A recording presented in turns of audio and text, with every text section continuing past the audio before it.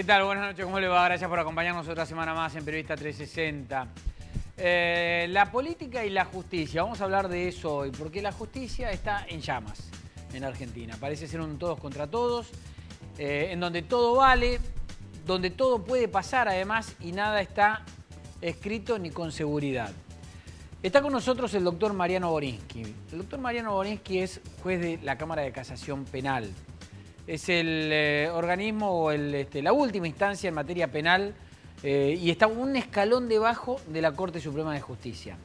Digo esto para que se entienda el peso de la opinión del doctor Mariano Borinsky, que además es el presidente de la comisión que se encargó de estudiar la reforma del Código Penal que se propone. ¿Puede este nuevo código solucionar algunos de los problemas que la justicia está teniendo hoy? ¿De qué se trata? Vamos a hablar de todo esto con el doctor Mariano Borinsky en la apertura y después vamos a hablar un poquito más también de economía, de la provincia de Buenos Aires, de créditos, de las cosas que le pasan a usted en el bolsillo. La presentación y vamos al programa.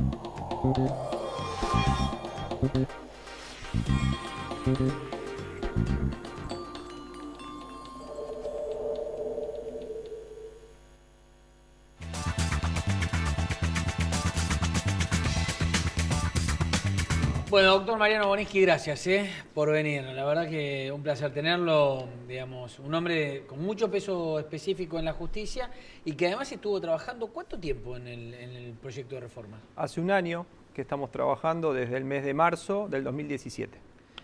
¿Es la solución este nuevo código? El Código Penal es el termómetro. ¿En qué medida el Estado quiere proteger a la sociedad? O cambiamos el Código Penal que tiene 100 años o la inseguridad, el narcotráfico va a cambiar a la sociedad argentina. Hay algunos aspectos centrales que hay que modificar. ¿Por ejemplo? Por ejemplo, incrementar las penas en algunos delitos. Los delitos de funcionarios públicos tienen penas bajas, cohecho, tráfico de influencias. Hay que conformarla con el estándar internacional. Hay que lograr una aplicación efectiva de la ley penal, sobre todo en materia de inseguridad, en lo que tiene que ver con agresores sexuales. Hay que incrementar algunos aspectos vinculados con el narcotráfico. Necesitamos un código penal moderno, ágil, que le dé intervención a la víctima, que tipifique nuevas modalidades delictivas que en el código de 1921 no existían. Delitos informáticos, desde la pornografía infantil, el grooming, aspectos vinculados con el medio ambiente, los ilícitos tributarios, el contrabando.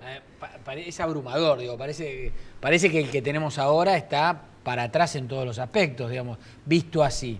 Ahora, esto, o con toda esta lista de deudas pendientes que tiene el Código Penal, ¿se pueden solucionar algunos temas concretos que tiene la gente en la calle y en su vida cotidiana? Hay aspectos que el derecho penal puede solucionar, por ejemplo, adelantando la punibilidad o tipificando determinado tipo de conductas. Si nosotros tipificamos al conductor alcoholizado, ebrio o en picadas, tal vez evitamos víctimas fatales en accidentes de tránsito.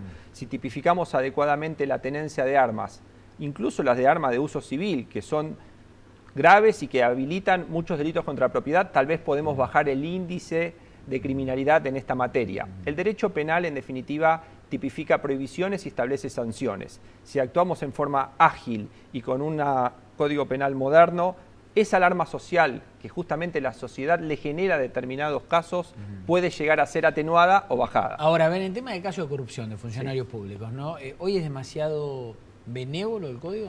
Estamos estableciendo escalas penales que van desde los 4 años de prisión, lo cual implica penas de cumplimiento efectivo. Estamos estableciendo que todas aquellas personas obligadas a presentar declaraciones juradas puedan ser autoras del delito de enriquecimiento ilícito. Estamos estableciendo el decomiso, la devolución del dinero desde el comienzo mismo del proceso para que el Estado pueda proveer a ese bienestar general, pueda cumplir con sus funciones básicas de educación, salud y seguridad y justicia. ¿Eso no se soluciona con el proyecto que está trabado en el Senado de extinción de dominio? El Código Penal agrupa y tiene en cuenta todos estos aspectos. Es una norma específica del Código Penal. El artículo 23 se puede llegar a solucionar si está dentro del Código Penal. Porque las leyes especiales, que es el gran problema que tuvo el Código Penal, casi 900 leyes han modificado el Código Penal. Parches. Exactamente, y no tienen forma sistemática de ser introducidas. Si logramos introducir una norma general de decomiso anticipado cuando se admite la procedencia ilícita, cuando hay posible prescripción, logramos que se aplique a los delitos de la parte especial en un único cuerpo. ¿Cómo solucionan ese tema que se plantea casi, digamos, simplificando la situación, pero la gente lo plantea así, que es, bueno, yo le voy a sacar algo a alguien que todavía no sé si es culpable? ¿Y qué pasa si es inocente? Lo mismo que sucede si una persona eventualmente está en prisión preventiva y después termina absuelta. Hay una serie de convenciones internacionales que exigen la devolución del dinero en forma autónoma e independiente a lo que sucede en el proceso penal, como funciona en Colombia, como funciona en Estados Unidos. Son vías autónomas. No es necesario la exigencia de una condena judicial sin la admisión de una procedencia ilícita de ese dinero. De lo contrario, como sucede... Digamos, un delito precedente. Exacto. De lo contrario, como sucede hoy en día, tenemos que esperar la conclusión de todo ese proceso penal y nunca termina llegando ese dinero mal habido volviendo al Estado. Por eso, la vía autónoma e independiente está cumpliendo con convenciones internacionales. Para no poner con nombre y apellido, ¿no? Para no comprometerlo a usted, tener que opinar sobre causas que llevan otros colegas. Hoy, con este nuevo código, ¿estaríamos viendo a algunos de los funcionarios investigados por corrupción ya presos y sin lo robado? Por lo pronto, tenemos una escala penal más alta. Por lo pronto, tenemos una escala penal que habilita la pena de cumplimiento efectivo. Tenemos el delito de enriquecimiento ilícito ampliando hasta 6 años posteriores a que cesó en el cargo como supuesto de tipicidad de la conducta. Tenemos el pedido de captura o el pedido de extradición como supuestos que impiden la prescripción de la acción penal, institutos que lo que buscan es justamente una aplicación efectiva en tiempo y forma de la ley y también de ese recupero, no solo para las personas físicas, sino también para aquellas empresas que hubieran intervenido en el hecho punible. Hoy en día son leyes especiales, no tenemos una norma general y hacia allí vamos, que habilite la culpabilidad de la empresa. Ahora, doctor Borensky, ¿se termina con este nuevo código lo que vulgarmente se llama la puerta giratoria en la justicia? Determinados casos implican un cumplimiento total de la pena. Los casos de agresiones sexuales, secuestros extorsivos, homicidio, terrorismo, que también va a estar incluido en el nuevo Código Penal, son delitos que deben cumplirse íntegramente la pena hasta 35 años de prisión o hasta 40 años si esa persona es declarada reincidente. O sea, efectivos. Nada de que a los 20 por buena conducta y por... No, si la persona es condenada por alguno de estos delitos graves, el tiempo de cumplimiento es de 35 años de prisión, va a estar establecido específicamente en el Código Penal, algo que no sucedía hasta hoy en día.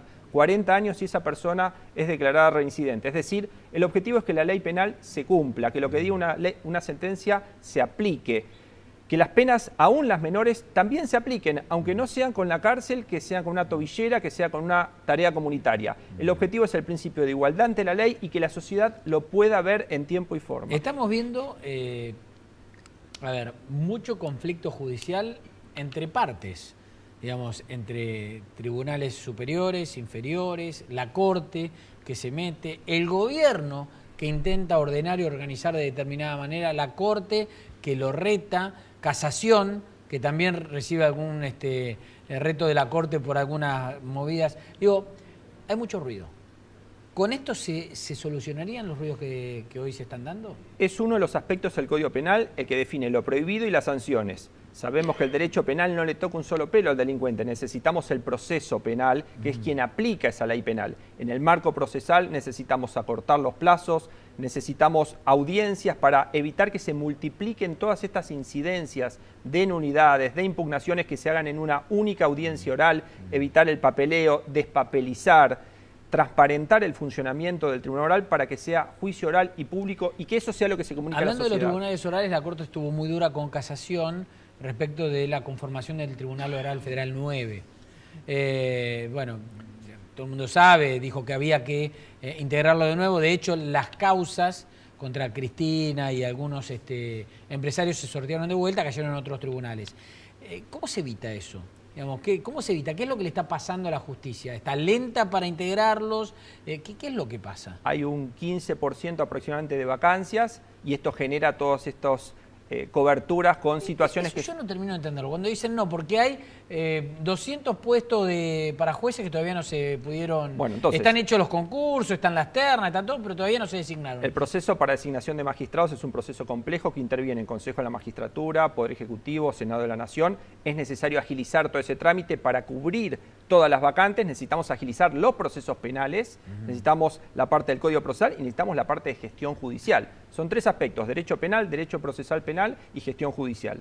Desde la gestión judicial, un servicio efectivo y continuo de prestación de justicia. El servicio de justicia es para la sociedad. ¿En manos de quién está la gestión? La gestión judicial, la Corte Suprema de Justicia de la Nación tiene superintendencia sobre todos los tribunales federales, es quien ha convocado la semana pasada a encuentros para generar normas de aceleración de los procesos. La Cámara de Casación ha trabajado en normas prácticas justamente para dinamizar, es uno de los aspectos centrales, los juicios complejos y los juicios de lesa humanidad.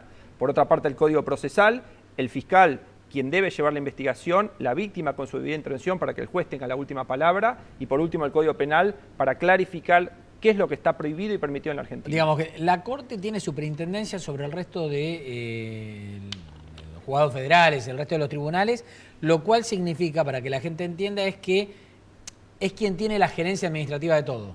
Efectivamente, eso es lo que ha sucedido en este caso y que motivó que la Cámara de Casación hiciera un acuerdo y efectuara un sorteo de las casi 20 y pico de causas. Hoy se conoció otra resolución de la Corte diciendo también, pidiéndole al Consejo de la Magistratura que investigue si estuvo bien o mal conformado la sala que definió finalmente la libertad de Cristóbal López. Pero bueno, esto lo tiene que resolver ahora el Consejo de la Magistratura. ¿Podría irse atrás con esto? Digamos, quitándonos de este caso, pero en cualquier otro caso, cuando pasa esto, ¿podría irse atrás en este fallo? Y el Consejo de la Magistratura es quien designa a los jueces y la Cámara de Casación es quien tiene la última palabra sobre los casos planteados específicamente. En definitiva, son tres aspectos que la sociedad busca de la justicia: eficiencia, decidir el universo de casos en el menor tiempo posible; transparencia, que es alguno de los aspectos que está señalando, que sea claro lo que está sucediendo; e igualdad ante la ley, que todos los ciudadanos sean juzgados de la misma forma. Los jueces deben mostrar lo que hacen, mostrar cómo lo hacen e incluso mostrar su patrimonio. Son aspectos centrales que hacen a la transparencia y a la igualdad. ¿En qué estadio está el proyecto?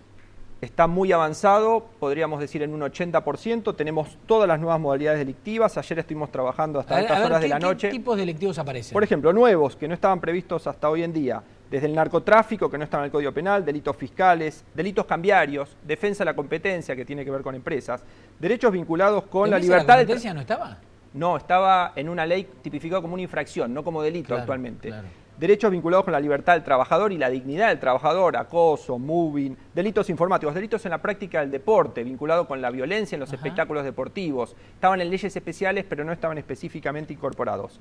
Propiedad intelectual, lesa humanidad, estaba en el bloque constitucional, pero no estaba en el Código Penal. Delitos contra la administración pública, delitos vinculados con la integridad sexual, las personas, parte general con todo este cumplimiento efectivo de la ley penal, son algunos de los aspectos. Digamos, a ver, uno escucha toda esta lista y dice, pero como todo esto sí está castigado. Lo que pasa es que no estaba normatizado en un mismo código. Estaba sistematizado en un mismo código. Y ahora lo que además agregamos es proporcionalidad en todas las penas. No hay una ley Bloomberg parcial que modifica algunas penas de inseguridad. Todo está siendo visto en su conjunto para justamente lograr proporcionalidad y de acuerdo al bloque constitucional. ¿Esto va a limitar un poco la interpretación tan laxa que a veces tienen los jueces? Digamos que con una misma ley uno puede interpretar blanco y el otro negro y argumentar para las dos interpretaciones. Uno de los objetivos del código es achicar los márgenes de discrecionalidad judicial. Por ejemplo, casos de violencia de género, casos de uso de armas, el juez tiene que aplicar el tercio superior de la escala penal y no tanto esto en el margen de si va al mínimo, si va al máximo. Es específico, es concreto. Es específico y es concreto. Eso achica el margen de discrecionalidad judicial y transmite certeza hacia la sociedad. ¿Cambia el puede por el debe? Cambia porque determinados casos específicamente señala, cuando una persona es condenada por violación seguida de muerte, secuestro extorsivo, debe cumplir íntegramente la pena, no tiene derecho a la libertad condicional. Ahora muchos jueces se escudan en eso, ¿no? En el tema, bueno, dice puede, no que debo hacerlo. Va a estar taxativamente establecido. Bien. Doctor Mariano Boneschi, gracias por la visita, en serio, No, muy claro. Y esperemos que se haga cuanto antes, ¿no? Muchas gracias. En un mes, si Dios quiere, 2 meses, está el Código Penal para la sociedad argentina para que sus intereses fundamentales estén plasmados en este código. Doctor Boneschi, gracias. Gracias. Vamos a hacer una pausa. Después nos corremos un poco del tema judicial. Vamos a hablar un poco de economía y de algunas cosas que le sirven y le interesan muchísimo. El tema créditos y el tema hacia dónde vamos. La preocupación que hay con el tema de los créditos, ¿no? Después de la pausa.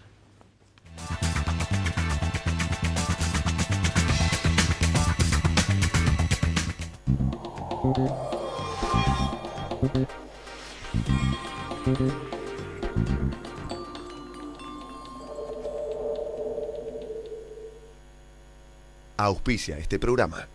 Claro, es simple.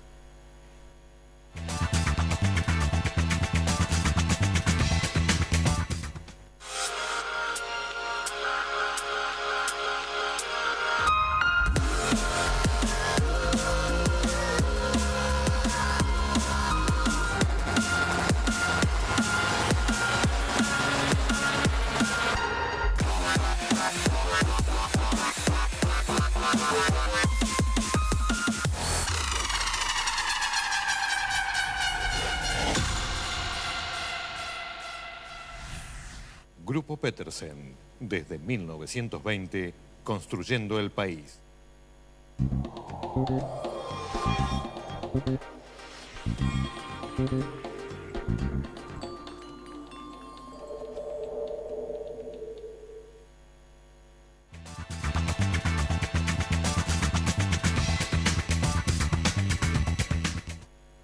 Bueno, Juan Coruchete está con nosotros. Gracias por venir, Juan. Un gusto, Fernando. Encantado de estar acá. Vamos a hablar de cosas que le interesan a la gente, que le preocupan a la gente, ¿no? Que tienen que ver básicamente con créditos hipotecarios, un poco de la macroeconomía que a veces se le escapa a la gente, pero vamos de lo chiquito a lo más importante. Bueno, Juan es presidente de Banco Provincia, ¿no? Por supuesto. El Banco Provincia es uno de los bancos que más está influyendo en el mercado hipotecario ahora de créditos, ¿no es cierto? Sí, así es, somos líderes. El contraste es muy grande. En el 2015 se habían dado 313 hipotecas en toda la provincia. El año pasado tuvimos 11.000. Así que es un... De 313 sí. a 11.000. Sí. O sea, digamos, 313 no hubo. Pensá que es el banco que había dado la primera hipoteca bancaria en la Argentina, en el siglo XIX. Y ¿Sí? esto había desaparecido, que es insólito. Y además me parece reñido con el rol que la banca pública tiene que jugar, ¿no? Que tiene una mirada más social. Y aún si no es del todo negocio, porque no es la línea más rentable, hay que estar ahí, ¿no? ¿300 en qué año? En el 2015. 2015. Sí. ¿Y 11.000 el año pasado? Sí. Y venimos a un ritmo igual o superior este año, ¿no? Para este año también. Sí. Ahora, ¿qué pasaba acá? ¿El banco no tenía plata para prestar o la gente no quería agarrar plata? Son varios temas. Uno es una definición de la conducción y de la política, ¿no? De qué es lo que uno pretende hacer con la banca pública. El día que el equipo nuestro, de María Eugenia Vidal y el mío, asumimos, la provincia le debía al banco 30.000 millones de pesos, 3 veces el capital propio del banco. Ajá. Entonces María Eugenia Vidal básicamente corrió el eje. El banco no está más para financiar a la política, no está más para financiar el desorden de las cuentas públicas. En estos 2 años y fracción nunca nos pidieron ni un solo centavo. Y entonces, naturalmente, esa enorme masa de recursos que tradicionalmente se volcaba a ayudar al Tesoro, ahora ayuda a la gente. El banco antes le prestaba al gobierno, digamos. Sí, sí. Eso no pasa más. Eso no está pasando más, no. Y además creo que el nuevo marco de acuerdos fiscales que se celebraron con todas las provincias del país, donde se cambió la coparticipación, también va a ser muy sano, porque generó una provincia de Buenos Aires de mejor situación. O sea, no solo que se abandonó esa práctica, sino que ahora estructuralmente los bonaerenses tienen una mejor situación y entonces el banco va a ser usado para lo que corresponde, que es alentar a que la gente se compre la casa, que la gente cambie el auto, que pueda tener buenas promociones con la tarjeta, que las pymes tengan crédito a largo plazo y que puedan invertir. Todas cosas que tienen mucho impacto en el empleo, en la calidad de vida, que para eso sirve la banca pública. Vos sabés que estamos hablando de 11.000, vos decís que este año sigue más o menos al mismo ritmo. Ahora, sos consciente que la gente cambió del entusiasmo a la preocupación.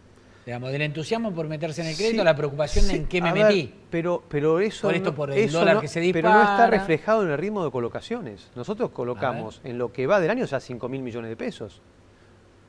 A ver, se habla del tema. Explicárselo a la gente es más fácil. Claro, la demanda real y la cantidad de operaciones inmobiliarias con hipoteca bancaria que se está haciendo todos los días del año y todas las semanas es superior al año pasado.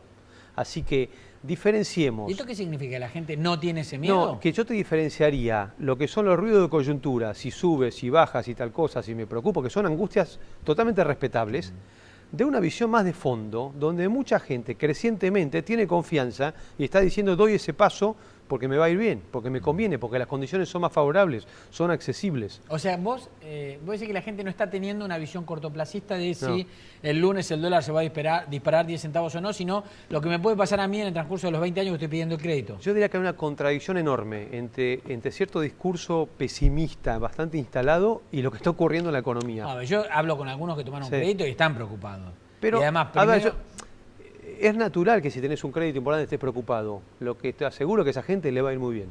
Que esa gente en unos años va a decir, sí, me ajusté el cinturón, como hicimos todos. Yo también saqué hipoteca bancaria y los primeros meses y los primeros años son difíciles.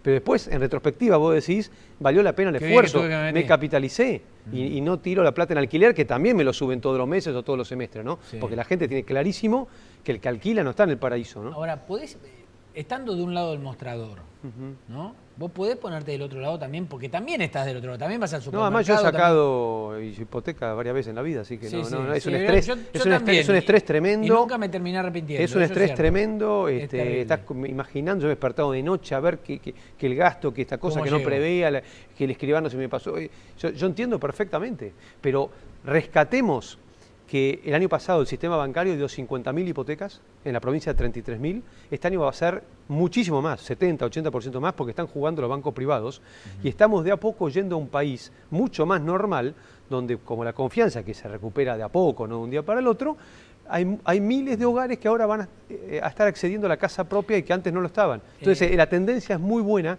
y no estoy hablando del futuro, ya está sucediendo. Algunos dicen, el barco está apuntando para allá, nos vamos a pegar contra la pared de lleno. Y después escuchás al gobierno y te dicen, no está apuntando tan para allá y estamos para allá en donde vamos a llegar. ¿Dónde estamos? Estamos viendo los primeros... Porque la gente cree que, la gente dice, o me mienten de un lado o me mienten del otro. Yo creo ni muy ni tan. O sea, esto es un plan gradual que tomó medidas de ordenamiento, que la sociedad ha respaldado y que va dando los frutos de a poco. ¿Qué es de a poco? Que ya empezó a crecer el empleo, que la actividad económica está recuperando, pero falta muchísimo. Ahora ya salió el índice de empleo el otro día, es una mejora importante, va a salir el índice de pobreza en pocos días, creemos que va a haber una mejora, pero los países que avanzan sostenidamente, cuando vos ves la evolución, no sé, de Corea, de China, de otros países mismo en nuestra región, Chile, Perú, nunca es de un día para el otro, es sostener a lo largo de los años 3% de crecimiento, 3,5%, 4%. Hoy ni China crece a tasas chinas. Se crece de a poco, pero lo que hay que evitar es, como el juego de la boca, que siempre volvemos para atrás y se arruina todo lo que construiste en una década. Los picos en la economía es lo peor que podés ver en un esquema, ¿no? Por eso hay una frase que dijo alguien que está en el mundo de la finanza el fin de semana, que me gustó mucho, que es, no dejemos que la ansiedad le gane a la racionalidad. Las cosas están mejor de lo que se asume, de lo que se siente. Obviamente que hay muchos problemas sociales. ¿No te preocupa el déficit? ¿No te preocupa la toma de deuda? ¿No te preocupa lo que los economistas que ven muchas alertas te lo ponen arriba de la mesa? No tiene de ninguna manera la magnitud como para plantearlo como una angustia, como una situación de gran peligro ni terminal. Sí, por supuesto que el endeudamiento creciente, lo ha dicho el propio presidente de la Nación, no es una situación indefinida que uno pueda seguir por años y años. No, quiero decir que eso se justifica en un plazo para poder ir convergiendo y ordenando el Estado sin hacerlo bruscamente. Entonces, el endeudamiento es el precio que pagamos para medidas graduales, para no tener shock. Y creo que es muy positivo. Y mucha de la gente que critica el endeudamiento cae en una hipocresía absoluta, porque tendría que decirte, si no querés tomar deuda, ¿qué gasto querés recortar?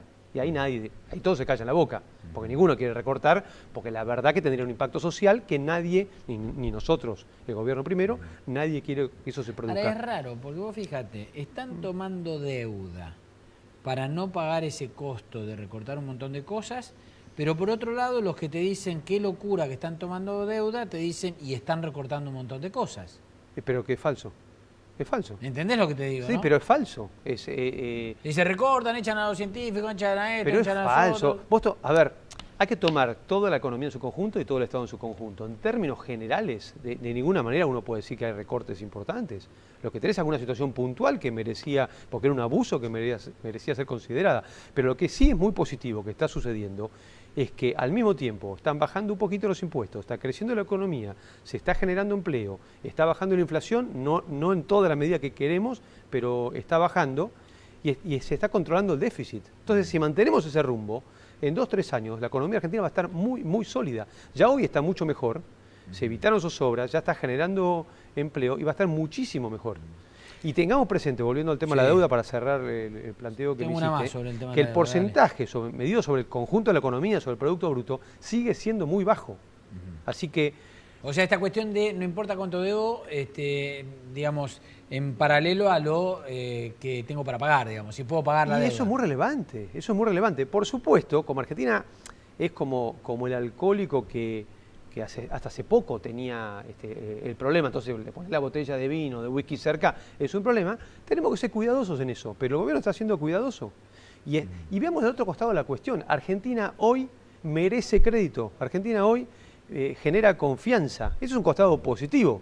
Es mucho más grave decir, porque te lo están dando, no tomás porque nadie te presta, porque nadie te cree. Bueno, hoy el mundo confía en la Argentina y los argentinos tenemos la capacidad de decir hasta acá, esto pedimos prestado, ahora no nos gusta la tasa, no pedimos, bueno, perfecto, pero estamos por muy buen rumbo. Hablando con varios economistas y algunos de ellos que participaron incluso en la gestión económica del último gobierno, antes de Cambiemos, del gobierno de Cristina, ellos te dicen, el tema es que no hay que bajar el déficit, lo que hay que hacer es subir lo que ganás, digamos, no tenés que dejar de gastar, sino ganar más.